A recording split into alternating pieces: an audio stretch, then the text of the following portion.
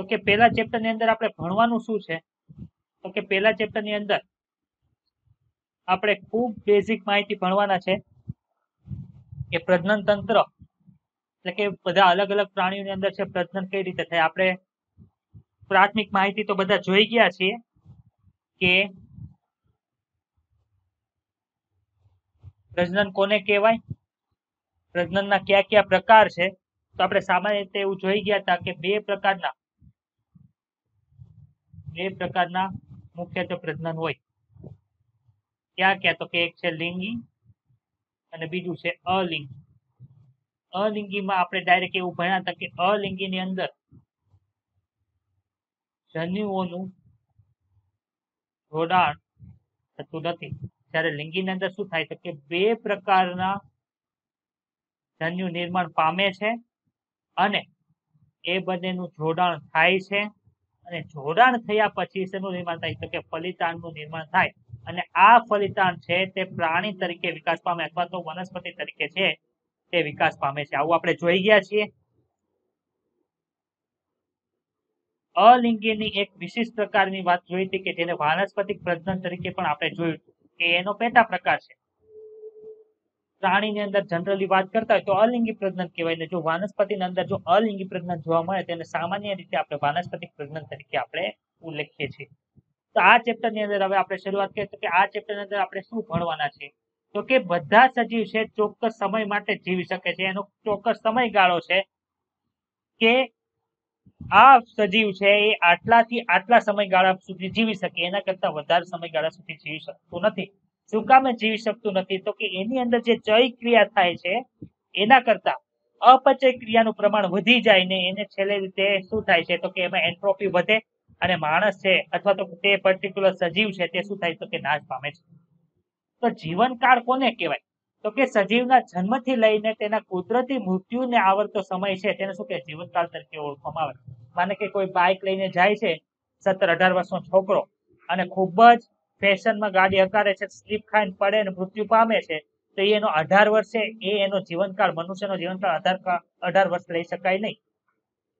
કેવું મૃત્યુ? તો કે કુદરતી મૃત્યુ. કોઈ પણ રોગથી કે એનાથી થયેલું મૃત્યુ નહીં, કુદરતી મૃત્યુ. તંદુરસ્ત માણસને જે જીવે ત્યારે જે મરે એ જે મૃત્યુનો સમયગાળો છે, જીવનનો સમયગાળો છે શું કે જીવનકાળ તરીકે ઓળખવામાં આવે છે. કેટલાક સજીવોનો જીવનકાળ છે એ આકૃતિ 1.1 માં આપ્યો છે. આપણે ત્યાં જોશું બીજા ઘણા સજીવો દ્વારા તેમનો જીવનકાળ પણ ત્યાં લખેલો છે, ત્યાં જોઈ લેશું. જે તમને રસપ્રદ અને ધ્યાન ખેંચે તેવું નથી લાગતું કે જીવનકાળ થોડાક દિવસોનો ટૂંકો પણ હોય ને કેટલાક હજાર વર્ષો સુધી પણ લાંબો પણ જોવા મળે છે. આ બંને સીમાંતો વચ્ચે મોટા ભાગના સજીવોનો જીવનકાળ જોવા મળે છે. તમે નોંધી શકો છો કે સજીવોનો જીવનકાળ તેના કદ સાથે કોઈ પણ સંકળાયેલો હોતો નથી. માનો કે અહીં એક ઉદાહરણ આપ્યું છે કાગડો અને પોપટ. બંનેના કદમાં વધારે ફેરફાર જોવા નથી. કાગડો જેટલા કદનો જોવા મળે એટલા જ કદનું પોપટ જોવા મળે, પરંતુ ખૂબ મોટો તફાવત છે. પોપટ છે 140 વર્ષ જીવે છે. કેટલા વર્ષ જીવે છે? જ્યારે કાગડો છે 7 થી 8 વર્ષની અંદર મૃત્યુ પામે છે. પીપળાના વૃક્ષની સાપેક્ષે કેરીના વૃક્ષનો જીવનકાળ ખૂબ જ ઓછો છે, કેમ કે પીપળાનું વૃક્ષ છે કેટલા વર્ષ જીવે છે? તો કે 2000 વર્ષ સુધી પીપળો છે તે જીવી શકે છે. 2000 વર્ષ કેટલી મોટી વાત કહેવાય. જીવનકાળ ભલે ગમે તે હોય પરંતુ દરેક વ્યક્તિગત સજીવનું મૃત્યુ નિશ્ચિત જ છે. એટલે કે એક કોષીય સજીવો સિવાય કોઈ પણ સજીવ છે તે અમર નથી. આ વાત સમજાણી કે સમજાવી પડે? તો કે એક કોષીય સજીવને અમર શું કામે કીધા? તો કે એક કોષીય સજીવ છે એ પ્રજનન કઈ રીતે કરે?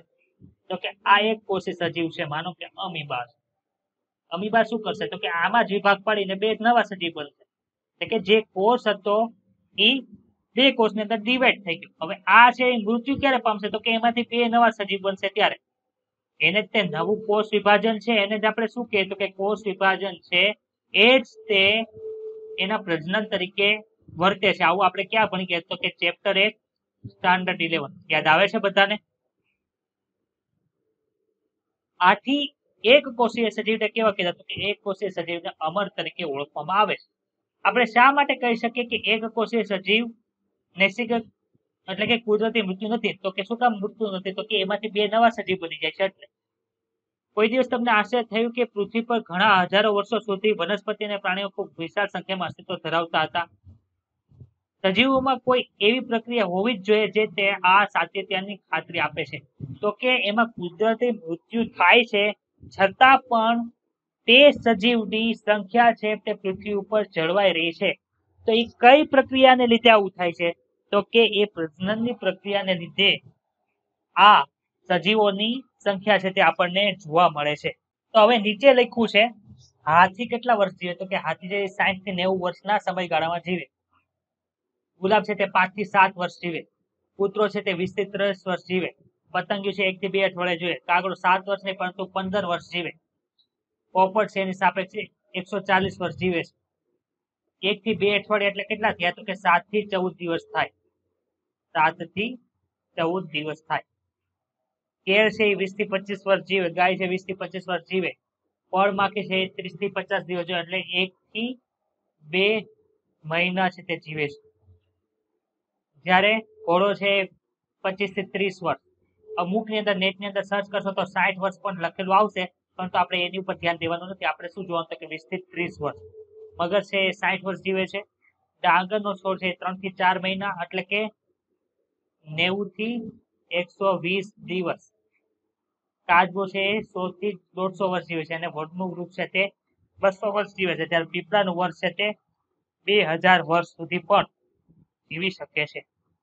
તો સર આમાંથી ક્વેશ્ચન કઈ રીતે પૂછાઈ શકે? સર એવું અમને પૂછી શકે કે પોપટ કેટલા વર્ષ જીવે છે એવું જણાવો? તે પૂછી શકે, પરંતુ તમને એવું પૂછી શકે કે નીચેનામાં તમને આ પ્રાણીઓ આપેલા છે, નીચેના પ્રાણીઓને તેના જીવનકાળના ચડતા ક્રમમાં ગોઠવો. એમાં લખી દે કાગડો, હાથી, પોપટ, ઘોડો. પછી આને આપ્યું A B C D. પછી એમ કે A સૌથી નાનું, B એનાથી મોટો વધારે સમયગાળો, પછી C, પછી D. પછી આવી રીતે લખે A, પછી D, પછી B, પછી C, પછી D, C, B, A, પછી B, C, D, A. આમાંથી શું આન્સર આવે? ચાલો બોલો તો. કે કાગડો કેટલા વર્ષ જીવે? તો કે કાગડો છે તે 15 વર્ષ જીવે. હાથી છે કેટલા વર્ષ જીવે? તો કે 60 વર્ષ હતું ને આજુબાજુ. થેન્ક યુ હાથી. હા 60 થી 90 વર્ષ. 60 થી 90. પછી પોપટ છે તો કે 140 વર્ષ ને ઘોડો છે તે 20 થી 30 વર્ષ. તો આવી શું શકે? તો કે A સૌથી નાનું, પછી એનાથી મોટું D, એનાથી મોટું B અને એનાથી મોટું C. એટલે આન્સર શું આવે? તો આમાંથી ખબર પડી ગઈ કે આ ટેબલ માંથી કઈ રીતે ક્વેશ્ચન પૂછાઈ શકે. તો કે પ્રજનન કેવી પ્રક્રિયા છે? તો કે પ્રજનન છે એક એવી જૈવિક પ્રક્રિયા છે જેમાં પોતાને મળતી આવતી હોય એવી સંતતિ ઉત્પન્ન થાય છે. આ સંતતિ શું કરશે? તો કે વૃદ્ધિ પામે છે, પુખ્ત બને છે અને બદલામાં નવી સંતતિ ઉત્પન્ન કરે છે, તે પણ પોતાના જેવી. આમ જન્મ થાય, પછી એમાં વૃદ્ધિ થાય અને મૃત્યુ થાય છે, એવું ચક્ર છે તે ચાલ્યા જ કરે છે. પ્રજનનથી જાતિઓ છે તે પેઢી દર પેઢી સાતત્ય જાળવવા માટે સમર્થ છે. સાતત્ય એટલે શું? તો કે એની અંદર જે જનીન દ્રવ્ય છે તે પોતાની જેવું છે તે જાળવી રાખવા માટે સમર્થ બને છે. તે કઈ પ્રક્રિયાથી થાય? તો કે પ્રજનનની પ્રક્રિયાથી એ જોવા મળે છે. તમે કેવી રીતે જનનિક ભિન્નતા સર્જાય છે તે અને પ્રજનન દરમિયાન વારસામાં ઉતરે તે પ્રકરણ 5 ની અંદર ભણવાના છે. તે ડિટેલની અંદર છે, જેમાંથી સૌથી વધારે ક્વેશ્ચન પૂછાતા હોય એમાંથી એક પ્રકરણ છે, જેનું નામ શું છે? તો કે આનુવંશિકતા અને ભિન્નતા. એમાં આપણે જોવાનું છે. સજીવ વિશ્વમાં ખૂબ જ વિવિધતા જોવા મળે છે. દરેક સજીવ છે બહુગુણિત થવા અને સંતતિ ઉત્પન્ન કરવા માટે પોતાની આગવી ક્રિયાવિધિ થાય છે. એટલે કે બધાની પ્રજનનની ક્રિયાવિધિ છે એ કેવી છે? અલગ અલગ છે. સજીવ કઈ રીતે પ્રજનન કરે છે તે માટે શેની ઉપર આધાર રાખે? તો તે કઈ જગ્યાએ રહે છે એની ઉપર આધાર રહે છે. એની આંતરિક દેહ ધર્મ વિદ્યા છે કેવી છે, કઈ રીતની અંદર એની મેટાબોલિક પ્રોસેસ થાય છે એની ઉપર તે આધાર રાખે છે.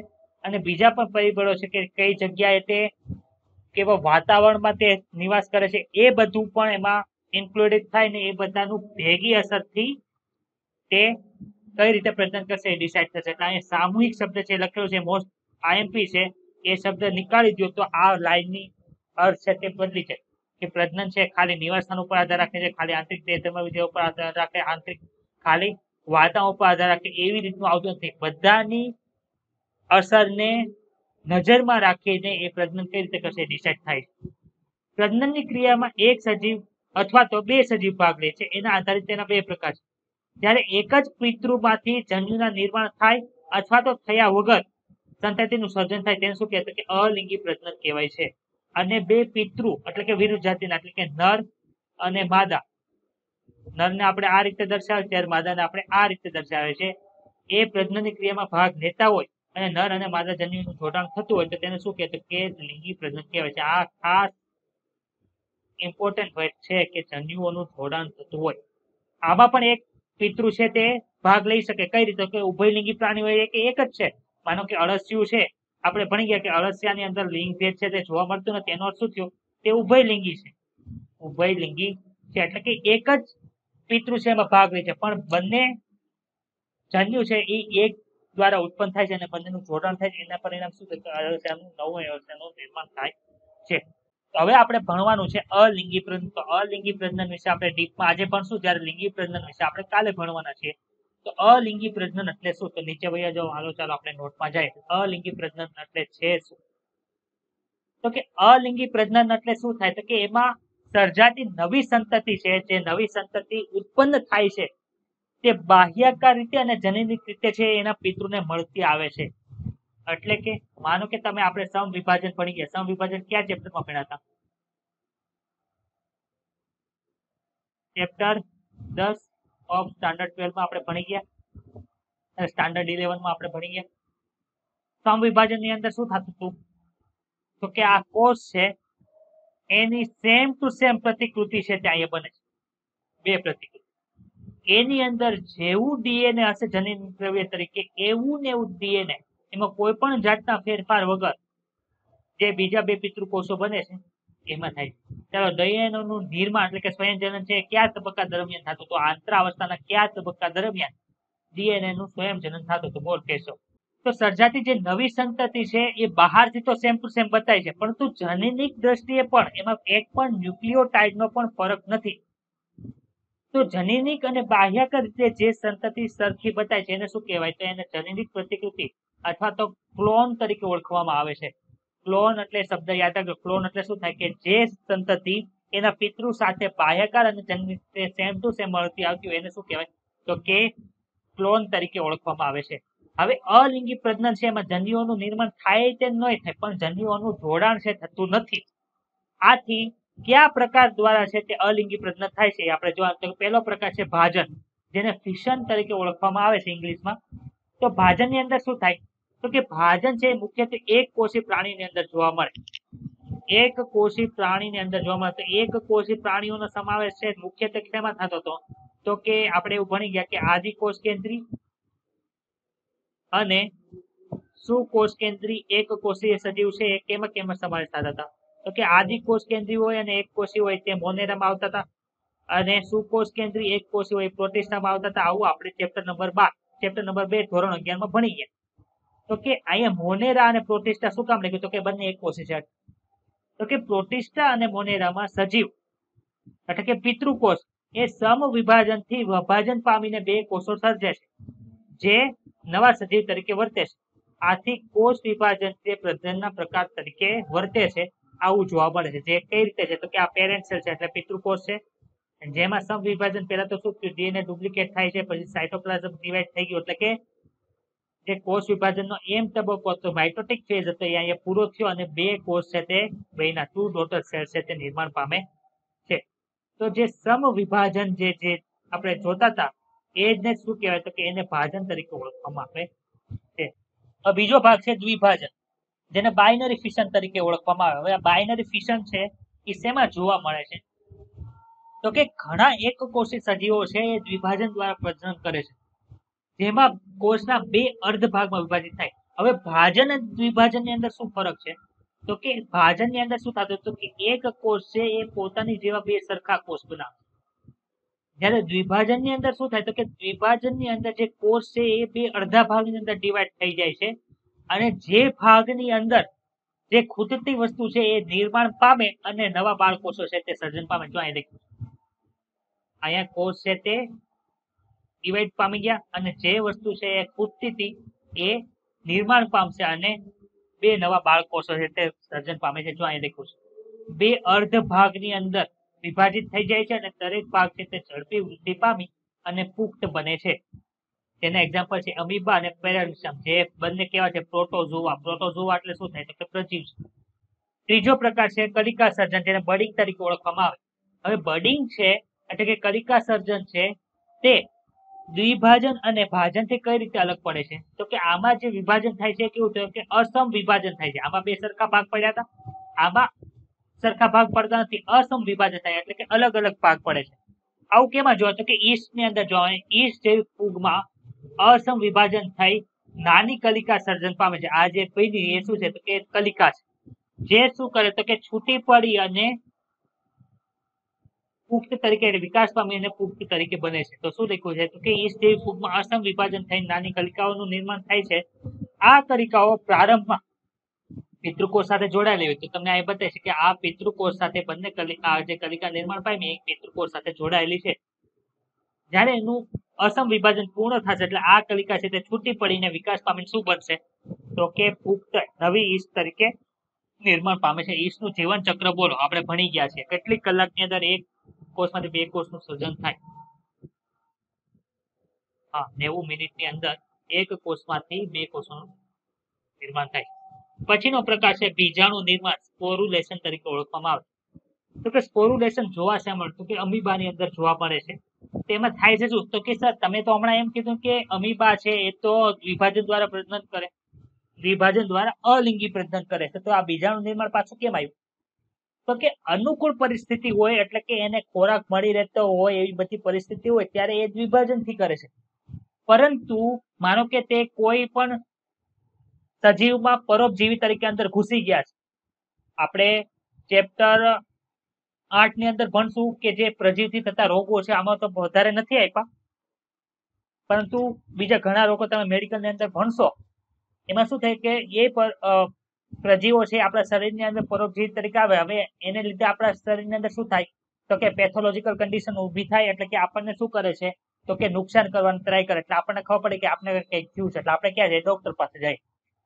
ડોક્ટર પાસે જાય એટલે લેબોરેટરીના એ બધા ટેસ્ટ થાય, એમાંથી ખબર પડે કે આ પ્રકારના પ્રોટોઝોઆનું તમે ઇન્ફેક્શન લાગ્યું છે.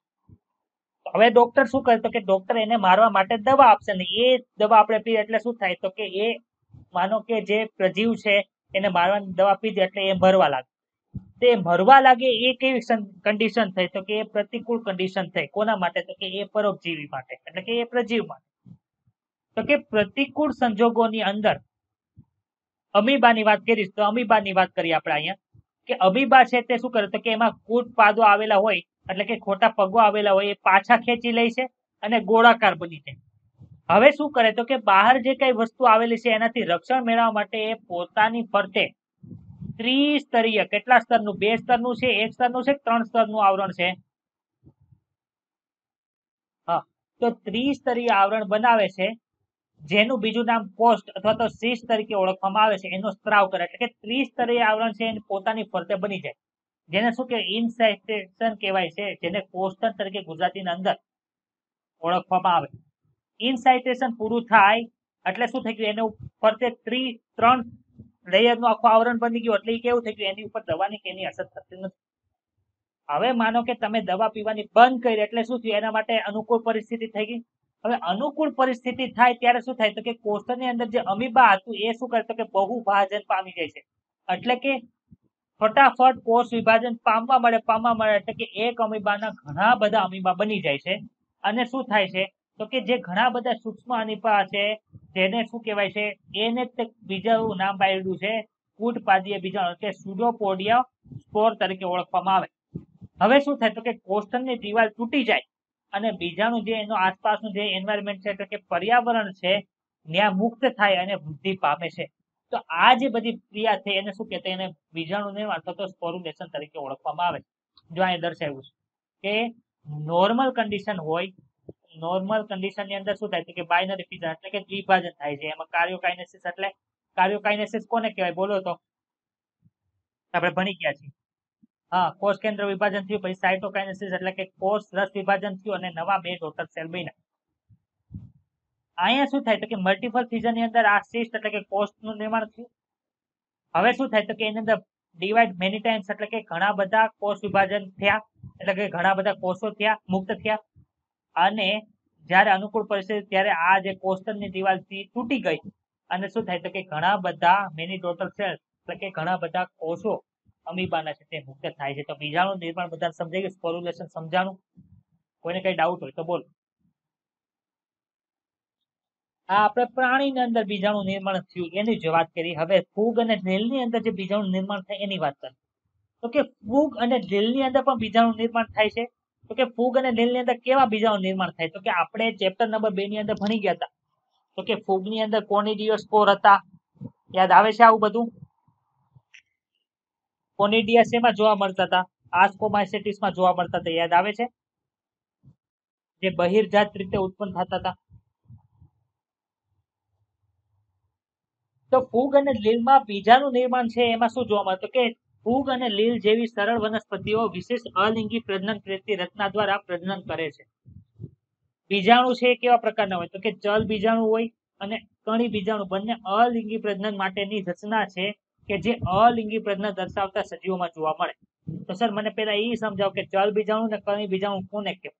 તો કે ચલ બીજાણુને ઇંગ્લિશમાં ઝૂસ્પોર તરીકે ઓળખવામાં આવે, જ્યારે અચલ બીજાણુને એટલે કે કણી બીજાણુને શું કહેવાય છે તો કે કોનિડિયા તરીકે ઓળખવામાં આવે. ચલ બીજાણુ, ચલ એટલે કે ચાલી શકે એવા, ચાલવામાં કોણ મદદ કરે તો કે કશાધાર એટલે કે કેવા છે તો કે ચલિત. જ્યારે આ કેવા છે તો કે કોનિડિયા છે કશાવીન છે એટલે કેવા છે તો અચલિત. કઈ રીતે ઉત્પન્ન થાય તો કે બીજાણુ ધાનીની અંદર ઉત્પન્ન થાય છે એટલે એને આંતરિક રીતે ઉત્પન્ન થાય એવા કહેવાય. જ્યારે આપણે જોયું હતું કે કણી બીજાણુ ધાની ધરમાં આસ્કોમાઇસેટિસની અંદર બાહ્ય રીતે એટલે કે બીજાણુ ધાનીની અંદર ઉત્પન્ન થતા નથી, બહાર ઉત્પન્ન થાય એટલે બાહ્ય રીતે ઉત્પન્ન થાય છે. ચલ બીજાણુ કોનામાં જોવા મળે તો કે લીલની અંદર જોવા મળે, જ્યારે કોનિડિયા એટલે કે અચલ બીજાણુ છે કોની અંદર જોવા મળે તો કે ફૂગની અંદર જોવા મળે. એક્ઝામ્પલ આપો સર તો કે લીલ કઈ ક્લેમિડોમોનાસની અંદર જોવા મળે, જ્યારે ફૂગ છે પેનિસિલિયમની અંદર અચલ બીજાણુ જોવા મળે. તો કે અહીંયા જો ક્લેમિડોમોનાસની આકૃતિ આપી છે એમાં બધાને કસા બતાય છે, બતાણી બધાને કસા. ત્યારે પેનિસિલિયમની અંદર જે કણી બીજાણુ છે જે બીજાણુ ધાનીની અંદર ઉત્પન્ન નથી થતા, નીચે જો બીજાણુ ધાની બતાણી બધાને બીજાણુ ધાની રપ્ચર થઈને એમાંથી ચલ બીજાણુ મુક્ત થાય છે. ત્યારે આમાં શું થાય તો કે આ શું છે તો કે કણી બીજાણુ ધાનીધર છે, કણી બીજાણુ ધાનીધર છે અને એની ટોચ ઉપર કોણ મુક્ત થાય તો કે કણી બીજાણુ મુક્ત થાય છે. જે કેવા છે તો કે બાહ્ય રીતે ઉત્પન્ન થયા છે, બાહ્ય રીતે ઉત્પન્ન થયેલા છે. ક્લિયર એટલી વાત? કોઈને કઈ ડાઉટ? હવે આપણે કલિકા સર્જન બડિંગ જોઈ લીધું ઈસ્ટમાં. ઈસ્ટ શું હતી તો કે ફૂગ હતી. હવે આપણે પ્રાણીઓની અંદર કલિકા સર્જન જોઈએ તો કે જો હાઇડ્રા, હાઇડ્રા કેમાં હતું આપણે વાત કરી લીધી, શેમાં હતું? તો હાઇડ્રા જેવા પ્રાણીઓમાં દેહની બહાર કલિકાનું નિર્માણ થાય એટલે કે દેહની બહાર આ હાઇડ્રાનો દેહ છે ને એની બહારની બાજુએ કલિકા ઉત્પન્ન થાય એટલે શું કે એને બાહ્ય કલિકા સર્જન તરીકે ઓળખવામાં આવે છે. જ્યારે નીચે શું આપ્યું તો કે વાદળી છે, તો વાદળીમાં શું થાય તો કે વાદળીમાં દેહની અંદર કલિકા સર્જન થાય તેને શું કહેવાય અંતઃકલિકા અથવા તો જેમ્યુલ્સ તરીકે ઓળખવામાં આવે છે. સર જેમ્યુલ્સ કોને કહેવાય તો કે આ જે તમને રચના બતાવી છે ને એ આખી રચનાને શું કહેવાય તો કે આખી રચનાને જેમ્યુલ્સ તરીકે ઓળખવામાં આવે છે. ક્લિયર એટલી વાત? કોઈને કઈ ડાઉટ છે? હવે અવખંડન, તો કે અવખંડન છે કેવી રીતે જોવા મળે છે તો કે કેટલાક સજીવોમાં સજીવ દેહ છે એ ટુકડાઓની અંદર વિભાજિત થઈ જાય અને દરેક ટુકડાઓ, માનો કે આ સજીવ છે, માનો કે આપણે આ પ્લેનેરિયા માની લો, એક ટુકડો કર્યો, બે ટુકડા એટલે 3 ટુકડા કર્યા, આ ટુકડો એ પુખ્ત પ્લેનેરિયા બનશે, આ ટુકડો પુખ્ત પ્લેનેરિયા બનશે અને આ ટુકડો પણ પુખ્ત પ્લેનેરિયા બનશે. ઉપર આપણે હાઇડ્રા જોયું, હવે હાઇડ્રાને આપણે તોડી નાખો, બધા ભાગ કરી નાખ્યા તો દરેક ભાગ છે એ પુખ્ત હાઇડ્રાની અંદર છે તે નિર્માણ પામે છે. તો આ જે જોવા મળે છે એ શું છે તો કે અવખંડન છે. પણ અવખંડનની અંદર બીજી કઈ પ્રક્રિયા જોવા તો કે પુનઃ સર્જનની પ્રક્રિયા છે તે જોવા મળે છે. કેશવ તારો ડાઉટ ક્લિયર થયો? આપણે હમણાં એમસીક્યુ ની અંદર સોલ્વ કર્યો એ. આવી રીતે એક બે ચેપ્ટર ને રિલેટેડ કરીને ટ્વિસ્ટેડ ક્વેશ્ચન છે નીટ ની અંદર મુકાય હોય એનસીઆરટી ના, પણ આપણે શું થાય આઉટ ઓફ એનસીઆરટી હોય એવું લાગે. હવે વાનસ્પતિક પ્રજનન છે એટલે શું થાય તો કે વાનસ્પતિક પ્રજનન છે એ અલિંગી પ્રજનનનો એક પ્રકાર છે. વનસ્પતિમાં અલિંગી પ્રજનન હોય એને શું કહી શકાય તો વાનસ્પતિક પ્રજનન તમે કહી શકો. એને ક્લોન્સ કહી શકાય કે ન કહી શકાય તો કે વાનસ્પતિક પ્રજનન છે એમાં કઈ જન્યુઓનું નિર્માણ થતું નથી, જન્યુઓનું જોડાણ થતું નથી, ફલિતાંડ નિર્માણ પામતું નથી. એટલે અંદર જે જનીનિક દ્રવ્યો છે એમાં કોઈ પણ જાતનો ફેરફાર થતો નથી અને બાહ્યકાર રીતે જે પુખ્ત આપણે જે પિતૃ પ્રાણી છે એની જેવું જ બતાય છે. આથી તેને ક્લોન કહી શકાય છે. વાનસ્પતિક પ્રજનન માટેની વિવિધ રચના જે નિર્માણ પામે છે વનસ્પતિની અંદર એને શું કહેવાય તો કે વાનસ્પતિક પ્રસર્જકો તરીકે ઓળખવામાં આવે, જેના દ્વારા શું થાય તો કે વાનસ્પતિક પ્રજનન છે એ જોવા મળે છે. તો આ વાનસ્પતિક પ્રસર્જકો છે કોણ કોણ છે તો કે ભૂસ્તારી છે, અધોભૂસ્તારી છે, ભૂસ્તારિકા છે, ગાંઠામૂળ છે, ગ્રંથિલ છે, કદ છે. આમાંથી મોટા ભાગના આપણે ચેપ્ટર નંબર 5 ધોરણ 11 ની અંદર ભણી ગયા છે. યાદ આવે છે આવું? ક્યાં જોયું હતું તો કે પ્રકાંડનું જે રૂપાંતરણ હતું એમાં આપણે ભણી ગયા હતા. યાદ આવ્યું બધાને? ભૂસ્તારીમાં શું થતું હતું કે ભૂસ્તારીમાં પ્રકાંડમાંથી નીકળતી જે શાખા છે જમીનને સમાંતર જાય છે અને શું કરે છે તો કે જ્યાં જમીનને ટચ કરશે ત્યાં નવો છોડ ઉત્પન્ન થશે. અધોભૂસ્તાની અંદર શું થતું કે ઈ શાખા જમીનની અંદર જતી હતી અને જમીનમાંથી બહાર નીકળી નવું સર્જન કરતી હતી. આમાં વિહરો છે એ આપેલું નથી. પછી ભૂસ્તારિકા શેમાં જોવા મળતું કે ભૂસ્તારિકા છે જલીય વનસ્પતિની અંદર જોવા મળતું હતું. એમાં જે પાર્શ્વીય શાખા છે તે મુક્ત થાય અરે નિર્માણ પામે છે અને પાણીની બહાર થઈ અને નવું છોડ કે વનસ્પતિનું નિર્માણ કરે છે. ગાંઠામૂળની અંદર શું જોવા મળતું કે ગાંઠામૂળની અંદર રાઇઝોમ, રાઇઝોમના ઉદાહરણ કોણ હતા તો કે આદુ હતું, હળદર હતું, એ બધા કોણ છે તો કે ગાંઠામૂળીમાં પ્રકાંડ છે જમીનની અંદર છે તે વિસ્તરણ પામે છે. એટલે કે આ રીતે આ શું છે તો કે માનો કે જમીન છે ને એની રીતે ભૂમિગત પ્રકાંડ છે એ જમીનને સમાંતર છે તે વિકાસ પામે છે. આનું ઉદાહરણ આપણે જોયું હતું, આદુ જોયું હતું, હળદર જોઈ હતી. યાદ આવે છે આવું કઈ? તો આને ઇંગ્લિશમાં રાઇઝોમ કહેવાય. ગ્રંથિલ કોને કહેવાય? એને ઇંગ્લિશમાં ટ્યુબર કહેવાય. તો કે બટાકાની આંખની અંદર આપણને જે જોવા મળે એને ગ્રંથિલ કહેવાય. જ્યારે કંદ, તમે કંદ, સુરણ સાંભળ્યું છે નામ? સુરણ એ બધું શેમાં આવે તો કે કંદની અંદર આવે છે, જે જમીનની અંદર આપણને જોવા મળે. તો કે પેલું એક્ઝામ્પલ અહીંયા ટ્યુબર આપ્યું છે, આકૃતિ આપી છે.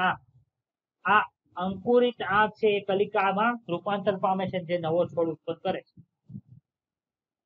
આવું શેમાં જોવા મળે તો કે બટાકાની અંદર જોવા મળે. માનો કે તમારા ઘરે બટેટું હોય તો પ્રયોગ કરજો, એ બટાકાને તમે થોડું ભેજવાળું વાતાવરણ હોય એ બાજુ રાખશો એટલે 2-3 દિવસ પછી એ અંકુરિત થયેલું આપણને જોવા મળે છે. બીજું છે હળદર અથવા તો આદુ. આમાં આદુ આપ્યું છે, હળદર પણ આવી સેમ ટુ સેમ રચના જોવા મળે છે. તો એની અંદર શું જોવા મળે છે તો કે જમીનની અંદર જે પ્રકાંડ છે એમાંથી ગાંઠોમાંથી મૂળ નીકળે છે અને એમાંથી કલિકાઓનું સર્જન થાય છે, તે નવા છોડ તરીકે નિર્માણ પામશે. તો અહીંયા ખાસ 2 ઉદાહરણ આપ્યા છે, આદુ અને કેળા. કેળા કેટલા વર્ષ જીવે છે આપણે હમણાં ભણી ગયા 20 થી 25 વર્ષ. ઓકે, તો 25 વર્ષ છે આપણે લખવાનું. ક્લિયર થાય છે વાત? પછી આ જે આકૃતિ આપી છે કઈ છે તો કે એને બુલબિલ એટલે કે પ્રકલિકા, એટલે કે એમાં શું થાય છે તો કે એમાં આખી કલિકાનું નિર્માણ થશે અને એ કલિકા પિતૃ વનસ્પતિથી છૂટી પડી અને નવા છોડ તરીકે વિકસે છે. આવું શેમાં જોવા મળે કે રામબાણની અંદર જોવા મળે છે. નીચે આપ્યું છે પાનફૂટી, જેને બ્રાયોફાઇલમ તરીકે ઓળખવામાં આવે છે. બ્રાયોફાઇટા અને બ્રાયોફાઇલમ ને ભેગા નહીં કરી દેતા. બ્રાયોફાઇલા કોને કહેતા હતા? બ્રાયોફાઇટા કોને કહેતા હતા? હા, કોને? પછી શું આવે? દ્વિઅંગી આવે, દ્વિદળી નો આવે. દ્વિદળી તો કોના 2 પ્રકાર છે? એક દળી ને દ્વિદળી તો આવૃત બીજધારીના છે, એન્જિયોસ્પર્મના છે. જ્યારે દ્વિઅંગી નું બીજું નામ છે બ્રાયોફાઇટા અને બ્રાયોફાઇલમ છે, એટલે બે ભેગું કરવાનું નથી. એમાં શું થાય તો કે પર્ણ ઉપર નવી કલિકા નીકળે છે જેને પર્ણ કલિકા તરીકે ઓળખવામાં આવે છે. પર્ણમાંથી છૂટી પડે અને નવા છોડ તરીકે વિકસશે. નીચે આપ્યું છે ભૂસ્તારિકા. ભૂસ્તારિકાને ઇંગ્લિશમાં શું કહેવાય? ઓફ સેટ તરીકે ઓળખવામાં આવે. બધા જે પાર્શ્વીય રીતે વિકસતી જે શાખા છે એટલે કે પ્રકારની શાખા છે જ્યાં બીજો છોડ ઉત્પન્ન કરે, બીજી વનસ્પતિ ઉત્પન્ન કરે છે. તો આમાં કોઈને કઈ ડાઉટ હોય તો બોલો. આવું શેમાં જોવા મળે કે જળકુંભીને જોવા મળે. જળકુંભીને ઇંગ્લિશમાં વોટર હાયન્થસ તરીકે ઓળખવામાં આવે. તો આમાં કોઈને કઈ ડાઉટ છે તો બોલો ચાલો. તો એનસીઈઆરટી માં આપણે કેટલું પૂરું કર્યું એ જોઈ લઈએ અત્યારે. ઓકે, એનસીઈઆરટી માં આ પૂરું કર્યું, અહીંથી આ બધું પૂરું થઈ ગયું છે, આ પૂરું થઈ ગયું છે, આ ભૂતારિકા ગાંઠામોળ એ બધું આવી ગયું. અહીંયા પહોંચ્યું. તો કે જળાશયોની અંદર આપણે અમુક એવા તમે જોયા હોય કે જે જળાશયોની અંદર પડી ગયેલું પાણી હોય કે જેમાં બહુ ફેરફાર પાણીનો થતો ન હોય, એમાં શું થાય છે કે એમાં લીલા લીલા રંગનું બધું જોવા મળે છે. એ કોના લીધે? તો કે ટેરર ઓફ બેંગાલ ને લીધે જોવા મળે છે. અહીં જો લખ્યું છે તે શું છે? તો કે કાંઈ છે નહીં બીજું વિશિષ્ટ પણ જળકુંભી, જે આપણે હમણાં નીચે જોઈ ને, સ્થગિત પાણીની અંદર જે પાણી બહુ ફેરફાર પામતું ન હોય, પડ્યું રહેતું હોય, એમાં શું થાય? તો કે જળકુંભી મોટા ભાગના અતિક્રમણ પામતા નીંદણ પૈકીની એક છે. નીંદણ કોને કહે? વધારાની વનસ્પતિ જે નુકસાનકારક હોય. એને લીધે શું થાય? તો કે એ પાણીનો ઓટું છે તે લઈ અને એને લીધે શું થાય? તો કે પાણીની અંદર જે ઉભેલું ઓક્સિજન છે તે ઘટી જાય, એટલે જે માછલીઓ છે તે મૃત્યુ પામે છે. ને એને લીધે શું થાય? કે માછલીઓ એ વિસ્તારની અંદર જેટલી હશે એ બધી મૃત્યુ પામે છે. એટલે એ પાણીની અંદર ખૂબ જ દુર્ગંધ આવે છે. તો આ ટેરર ઓફ બેંગાલ એટલે કે જે આ જળકુંભી એને કહેવાય છે, આવી હતી ક્યાંથી? તો કે એને ભારતમાં એન્ટ્રી કઈ રીતે મળે? તો કે એ ખૂબ જ સુંદર પુષ્પો ધરાવે છે અને એનો પર્ણનો આકાર, આપણે હમણાં પર્ણ જોયું હતું કે જે આપણને ગમે એવા પર્ણ હોય એના આધારે એ અંદર આવી ગઈ હતી. પરંતુ હવે શું થાય કે ખૂબ જ વાનસ્પતિક પ્રસર્જન કરે, એટલે કે એ ખૂબ જ ઝડપથી મોટા પ્રમાણમાં વિસ્તરણ પામી જાય. એને લીધે શું થાય છે? તો કે એનાથી આપણે છુટકારો પામી શકતા નથી. આ નીચેની વાત છે એ પણ આપણે પૂરી થઈ ગઈ છે. હવે મોસ્ટ અન્ડરસ્ટેન્ડિંગ ક્વેશ્ચન એટલે કે મોસ્ટ અન્ડરસ્ટેન્ડિંગ કન્સેપ્ટ એક છે જ્યાં લખ્યો છે કે લીલ અને ફૂગમાં અલિંગી પ્રજનન છે સર્વસામાન્ય પદ્ધતિ છે. એટલે કે સામાન્ય રીતે અલિંગી પ્રજનન થી તે શું કરે છે? તો કે પ્રજનન કરે છે. પરંતુ પ્રતિકૂળ પરિસ્થિતિ સર્જાય ત્યારે તેઓ લિંગી પ્રજનન તરીકે દર્શાવે છે. હવે આપણને ખબર છે લિંગી પ્રજનન સરળ હોય કે અલિંગી પ્રજનન સરળ હોય ગયો. હવે પ્રતિકૂળ પરિસ્થિતિ કેવી છે? તો કે એમાં એને જીવનો જોખમ હોય. રેડી? તો ત્યારે એને સરળ ન પડે એવી પદ્ધતિ શું કામ યુઝ કરે છે? એટલે કે પ્રતિકૂળ પરિસ્થિતિ છે ત્યારે એને જીવવા માટે તકલીફ પડે છે, ત્યારે એને મુશ્કેલી પડે એવી પ્રજનનની પદ્ધતિનો ઉપયોગ શું કામે કરે છે? ચાલો બોલો તો. જેને જે કન્સેપ્ટ મગજમાં આવતો હોય, એટલે કે જે લાઈન તમે અત્યાર સુધી ભણ્યા હોય એમાંથી તમને જે કઈ લાઈન યાદ આવતી હોય એ બોલો. ચાલો.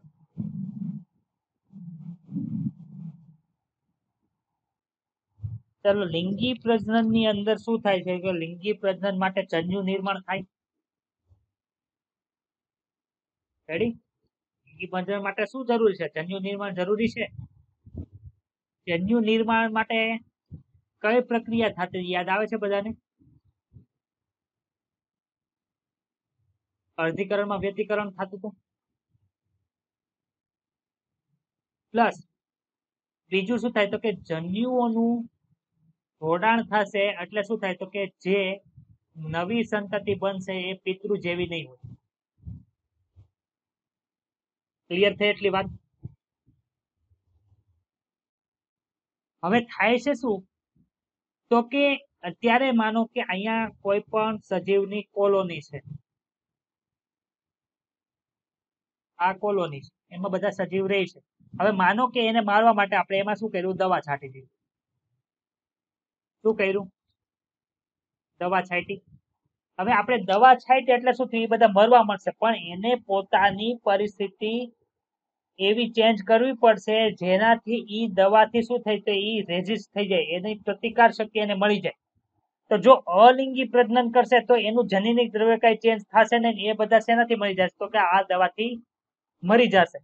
એટલે શું કરવું પડશે? તો કે એ એવું લિંગી પ્રજનન કરશે, એનાથી શું થશે? તો કે એનું જનીનિક દ્રવ્ય ચેન્જ થતું જાય ને હવે જે નવી સંતતિ બનશે એની પાસે કદાચ એવું જનીનિક દ્રવ્ય આવે કે તે આ દવાથી શું થાય? તો કે મરે નહીં.